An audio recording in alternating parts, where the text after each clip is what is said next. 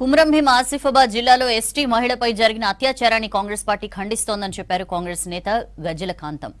SC ఎస్టీల మీద దాడులు అత్యాచారం జరిగితే మొట్టమొదట కాంగ్రెస్ చర్యలు తీసుకుంటుందని తెలిపారు. ఎమ్మెల్యే వేముల వీరేశంకు జరిగిన అవమానాన్ని యావత్ దళితులమంతా ఖండిస్తున్నామని చెప్పారు.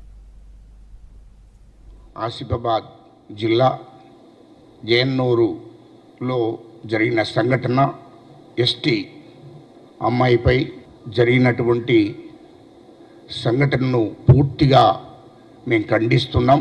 ప్రభుత్వం చర్యలు కూడా తీసుకుంటుంది. ఖచ్చితంగా ఎవరైతే అమ్మాయిపై అత్యాచార ప్రయత్నం చేశారో ఖచ్చితంగా కఠినమైన చర్యలు తీసుకొని చట్టపరమైన చర్యలు తీసుకొని వారిని జైలుకు పంపడం ఖాయం. వేముల వీరేశం ఎమ్మెల్యే గారు మరి ఎమ్మెల్యే గారిని అవమానించడం మాకు బాధాకరంగా ఉంది.